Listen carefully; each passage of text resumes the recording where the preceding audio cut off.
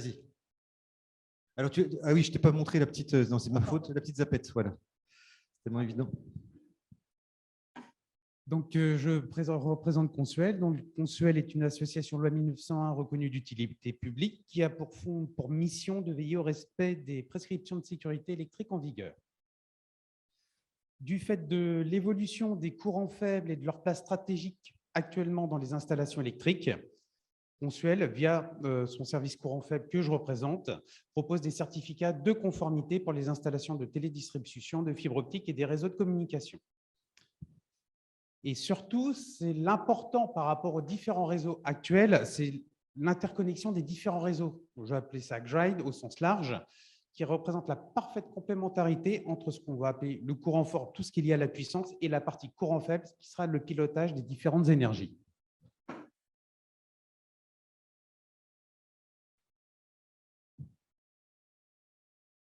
Les APU. Tu peux revenir, c'est l'autre. Voilà, il ne faut pas aller trop vite. Voilà. Donc, nous, on intervient principalement dans tout ce qui est logement. Et via des certificats de conformité, on fait des diagnostics, télévision, réseau de communication, on fait de l'assistance à maîtrise d'ouvrage. Et aussi, on est organisme de formation niveau 1 pour tout ce qui est lié à la partie IRVE. Et aussi, on fait du diagnostic qui est lié au télétravail pour savoir si les télétravailleurs sont en sécurité dans leur logement. On rajoute aussi une partie, est-ce qu'ils sont aussi connectés? Voilà aussi, parce que être en sécurité électrique pour télétravailler, c'est bien, mais est-ce que j'ai les moyens technologiques pour pouvoir télétravailler? Ça peut toujours être très utile. Donc, il y a des notions fondamentales que je souhaiterais rappeler. C'est que l'énergie, elle ne se crée pas, elle ne peut pas se détruire, on peut juste la transformer. C'est-à-dire que ce que j'ai actuellement, je peux la transformer en différentes sources. Le moteur thermique, principalement, il produit de la chaleur et un petit peu d'énergie cinétique pour avancer. Mais voilà, j'ai de l'énergie, j'ai des rendements, j'en prends, j'en perds, j'en gagne. Et la gestion de l'énergie, j'ai trouvé des cours que je trouve très, très intéressantes. C'est que quand on regarde sur l'aspect mondial, tout est lié au pétrole.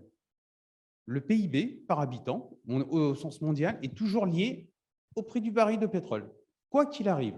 Petite fluctuation depuis 1996, mais globalement parlant, plus je vais consommer de pétrole, plus mon PIB va augmenter, donc plus je serai en croissance. Alors, on n'est pas là pour faire de la politique, mais là, on voit que ce n'est pas forcément la super tendance, le pétrole. Donc, on se dit, si je consomme moins de pétrole, qu'est-ce qui va se passer? Est-ce que je vais commencer la décroissance ou pas? Mais est-ce que ça touche l'Europe? Mais vu que ça touche le monde entier, qu'est-ce qui peut se passer derrière?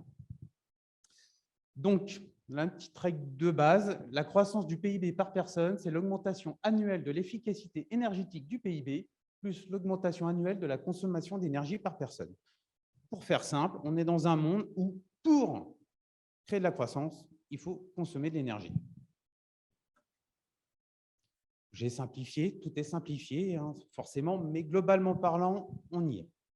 Donc, je trouve que c'est des notions qui sont très importantes parce que derrière, en France, il y a 60% de l'énergie qui est consommée qui est liée à de l'énergie fossile, dont 40% de produits pétroliers. Le nucléaire, on en entend beaucoup parler, c'est 70% de l'électricité qui est produite, mais ça représente à peine 20% de l'énergie finale utilisée. Et d'ici 2050, et vu ce qu'on vise au niveau de la neutralité carbone, on n'aura pas le choix. Donc, c'est, diminution complète des énergies fossiles, voire suppression, limite. Il va falloir augmenter l'efficacité énergétique de tout ce qu'on veut utiliser, la sobriété, à savoir qu'il va falloir consommer à minima pour arriver au résultat, et la maîtrise des consommations, c'est l'utiliser au bon moment.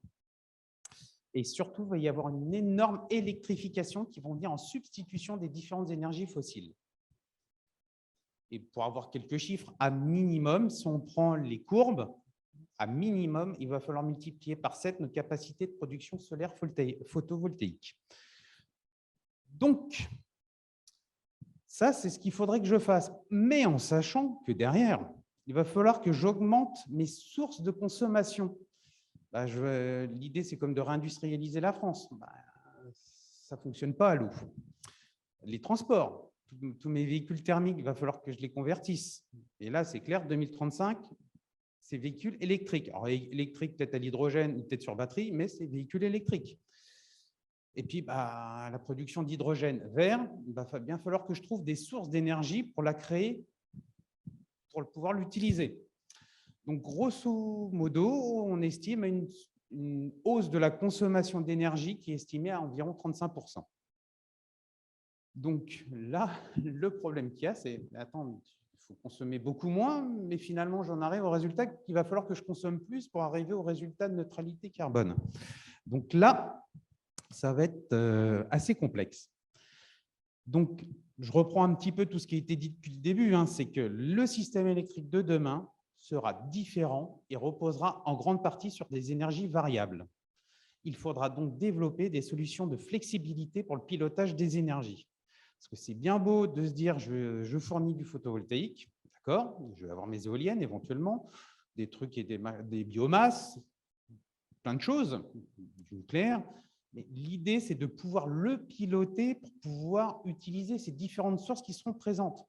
Et si on veut arriver au résultat en 2050, enfin, de ce que je peux analyser, il n'y a pas le choix, il va falloir les piloter pour parfaitement pouvoir les répartir entre les différents consommateurs. Donc, le pilotage des énergies, à l'horizon 2035, la mobilité électrique devrait représenter 10% de la consommation totale d'électricité, donc ce qui n'est pas neutre. Le pilotage intelligent des énergies s'impose dès lors comme une fonctionnalité absolument à privilégier pour gérer les besoins en puissance et en énergie. Il faut aussi bien comprendre que les gens n'aiment pas trop, ils n'aiment pas forcément changer leurs habitudes, même si on sera obligé de les changer. Hein, l'utilisation des véhicules de demain ne sera pas le même qu'aujourd'hui. Faut limiter un petit peu au maximum ce changement d'habitude. Et l'avantage du pilotage, c'est de pouvoir ventiler ces différentes sources d'énergie pour pouvoir essayer de conserver au maximum les habitudes sans forcément que tout soit radical. Parce que le véhicule partagé, c'est bien, mais pas partout. Je travaille à 50 km, aller-retour, ça fait 100 km, alors en véhicule électrique, ça fait combien d'équivalents, etc., etc. Donc, moi, je suis convaincu, là, je parle pour moi, le pilotage, ça permet vraiment d'optimiser la consommation d'électricité vraiment sur 3 façons. Temporelle, on va éviter les pointes de consommation et on va permettre un lissage de cette puissance. Limitation des puissances, on va moduler les différentes puissances de recharge et aussi en partie autoconsommation, sujet qu'on aborde depuis tout à l'heure, c'est on va utiliser les différents circuits de production d'énergie pour recharger les batteries. Alors, on parle des batteries, ça peut être des batteries fixes, mais ça peut être aussi les batteries des véhicules électriques. Tout ce qui va pouvoir permettre de stocker de l'énergie et de pouvoir l'utiliser dans le temps pour ventiler cette consommation, cette production. Parce qu'on a toujours travaillé en mode pointe. Vous allez voir, je prévois mes réseaux pour le pic de consommation en sachant que demain, je ne pourrai pas arriver à la même chose. Donc, il va falloir que j'évite au maximum tous ces surplus, tous ces pics pour pouvoir arriver à un résultat probant au niveau des différentes consommations. Donc, à l'échelle du réseau, les capacités de stockage disponibles permettent aux opérateurs de répondre aux variations de la demande. Donc, ils vont pouvoir absorber les pics de consommation, limiter au maximum les délestages et surtout la compensation des micro-coupures. Quand on passe d'une énergie à une autre, le temps que ça change, etc. Il se passe plein de choses sur un réseau.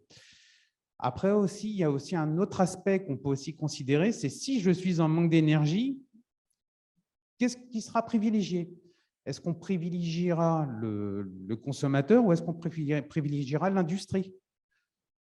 En Allemagne, là, par exemple, par rapport au problème de gaz, etc., cet hiver, s'il manque de gaz, ils vont privilégier l'industrie. Donc, c'est-à-dire que l'utilisateur lambda, lui, il aura peut-être des coupures de gaz.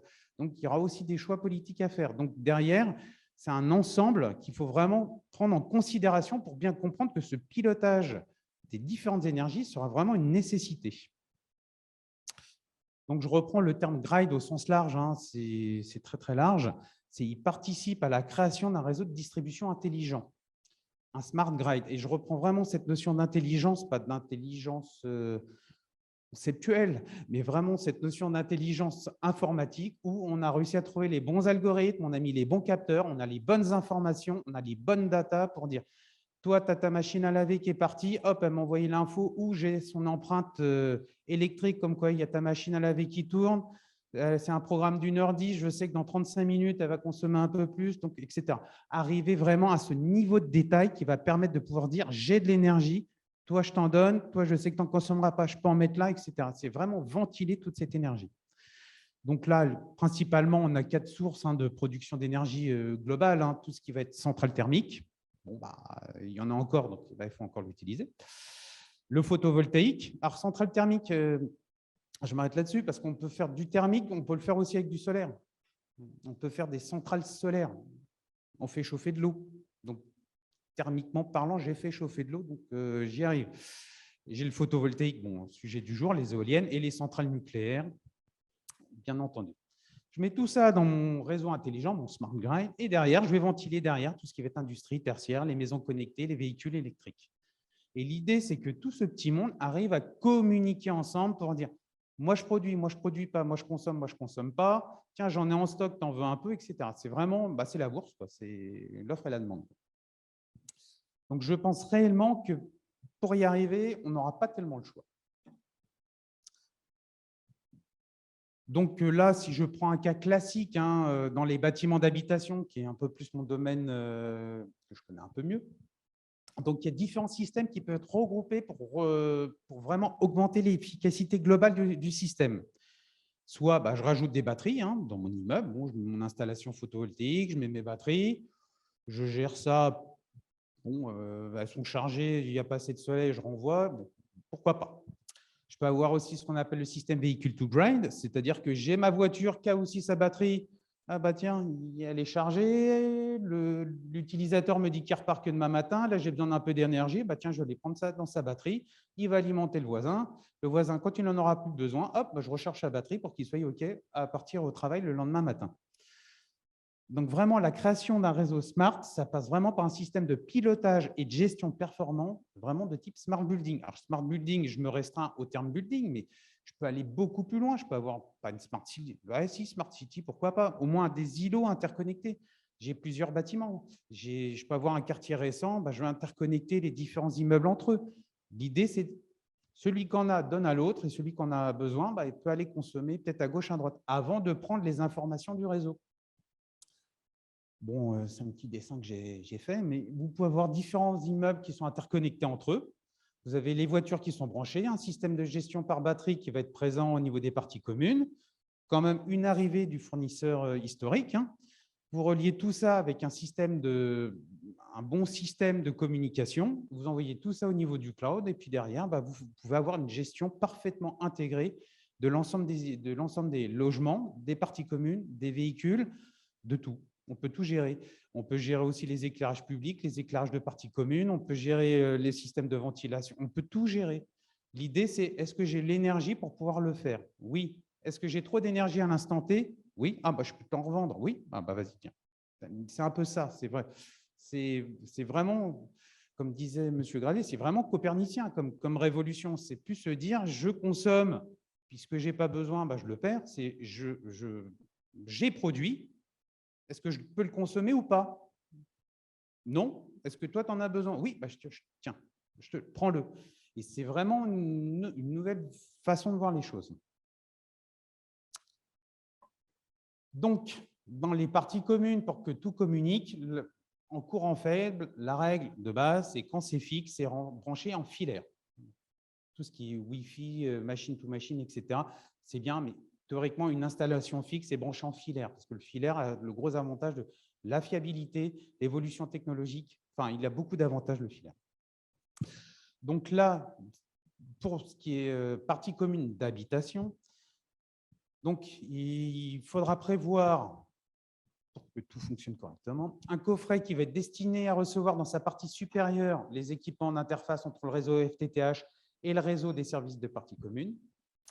Les connecteurs RJ45 et les câbles qui vont partir seront installés dans le coffret. La partie inférieure est réservée aux équipements prévus pour les équipements privés ou pour les réseaux de services.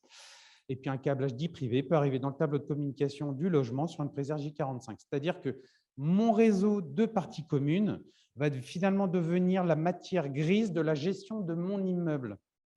Le logement sera un consommateur des actions qui auront été faites au niveau des parties communes.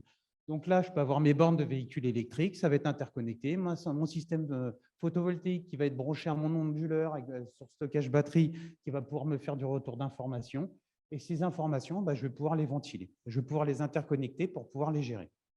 Et bien sûr, sur un réseau fibre, pour avoir le maximum, pour avoir le minimum de latence, le maximum de transfert d'informations, pouvoir communiquer à différentes plateformes, etc. Donc après, ce câblage fixe, il ne permet pas juste, c'est pas juste du transfert de données, je peux l'utiliser pour faire beaucoup d'autres choses. Je peux faire des bus de communication, donc je peux envoyer de la tension, faire du PoE. Je peux réalimenter, par exemple, si j'ai des caméras, si je peux avoir un contrôle d'accès, des éclairages. Je peux avoir des réseaux téléphoniques IP, si je veux faire des réseaux locaux ou pas. Je peux avoir un réseau Ethernet, assurer un minimum de communication dans ma résidence. Et surtout, c'est tout ce qui va être compatibilité PoE qui sera vraiment assuré dans le temps, savoir transmettre vraiment tension puissance, énergie utilisable au bout d'une prise RJ45. Donc, une colonne de communication filaire fiable, ça permet de pouvoir gérer les puissances et les facturations, apporter et créer des services. Donc, par exemple, si je suis en IVRE et en IRVE, avoir disponibilité des bornes qui sont présentes au niveau de ma résidence, l'état de charge des différents véhicules, temps réel, directement via le smartphone, je dis tiens, je rentre, tiens, il faudrait que j'aille directement me garer là. On pourra avoir différents services qui sont peut-être même encore à créer, qui seront présents au niveau de cette colonne de communication. Et surtout, l'avantage du cuivre, c'est que il sera toujours à même de pouvoir supporter tout ce qui va être modification normative et les protocoles de communication. Je peux changer de techno, mais la data que j'enverrai dessus, elle pourra toujours transmettre. Mon émetteur-récepteur, je pourrais les changer, mais mon infra, elle sera fixe, elle sera toujours apte à pouvoir recevoir et transmettre les infos. Et là, je reviens vraiment sur un sujet qui a été dit et redit et redit.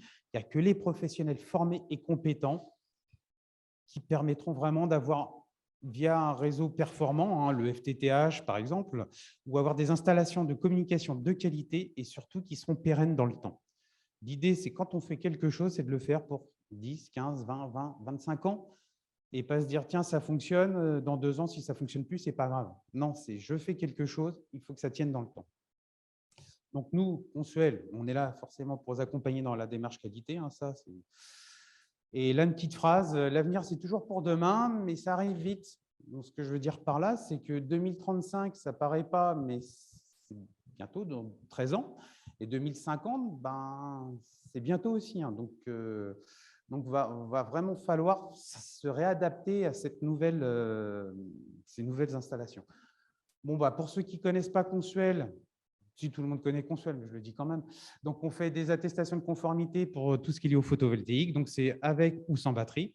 On fait aussi des certificats de conformité, des attestations de conformité pour tout ce qui va être lié aux IRVE, aux installations de recharge des véhicules électriques. Et on a aussi nos certificats de conformité liés au courant faible, qui sont liés télévision, réseau de communication et fibre optique. Donc, un petit quiz question. Donc, en 2020, la production photovoltaïque en France s'élève à environ, en A, 8 TWh, en B, 14 TWh, en C, 18 TWh. Voilà, on va laisser le public distanciel voter. Allez, on vous laisse 5 secondes, 4 secondes, 3 secondes, 2 secondes, 1 seconde. Peut-être on peut poser la question là avec les gens qui sont sur place aussi, qui sont avec nous. Alors, qu'est-ce qui voterait pour le A? Levez la main. Une personne. Qu'est-ce qui voterait pour le B? La majorité. Et C? Voilà. Voilà, une personne. Donc, la majorité ont voté pour le B. Alors, qu'est-ce qu'il en est là du public? Qu'est-ce qu'il y a dit du public? C'était pareil. Et donc, c'est quoi la bonne réponse alors? La majorité a raison. Pardon. j'ai été trop vite. Hop. Donc, bon, c'est entre 13 et 14. Hein. Donc, quand je disais la France, hein, j'incluais forcément les Outre-mer. Donc là, vous voyez vraiment cette courbe, et ça revient à ce que disait M. Jacques tout à l'heure. Hein. 2011, on voit vraiment cette pic vraiment de création d'installations photovoltaïques. Et doucement, on voit que c'est bien linéaire. Année par année, on y arrive. Donc là, ce qui était intéressant par rapport à cette question et par rapport à ce que je vous disais, c'est là, je vous ai mis à côté les estimations prévues pour l'avenir, les installations qui sont vraiment prévues pour l'avenir.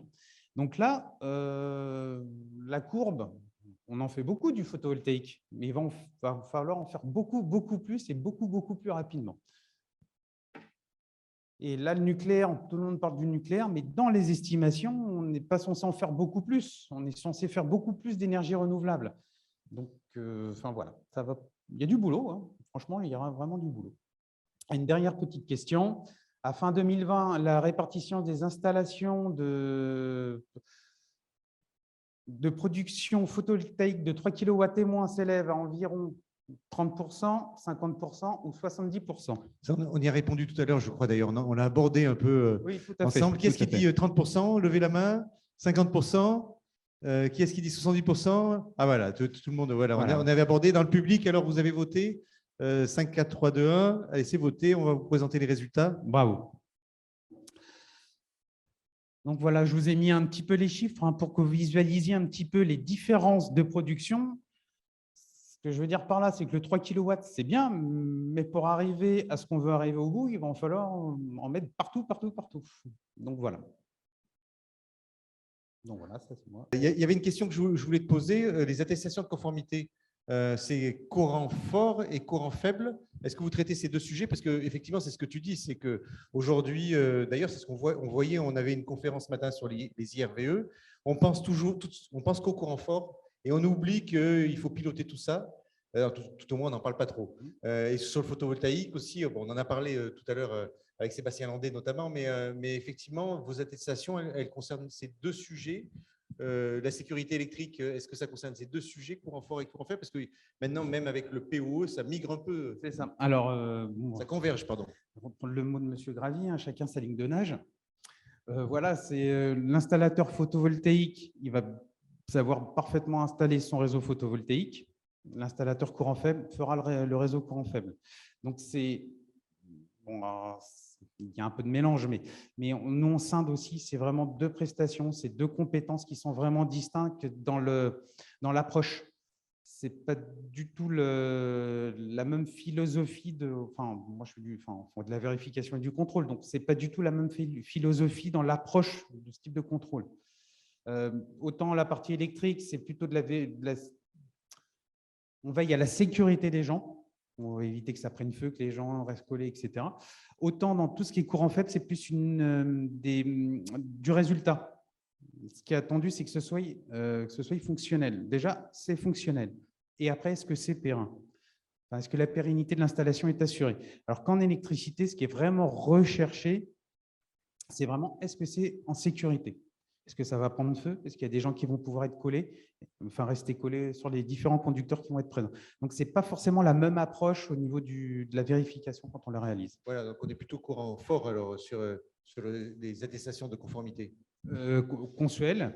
Et moi qui représente la partie courant faible du consuel, moi je je fais que la partie courant faible qui va être liée à une installation. Ok, voilà. Merci Arnaud Alexandre pour cette présentation. On peut applaudir Arnaud Alexandre.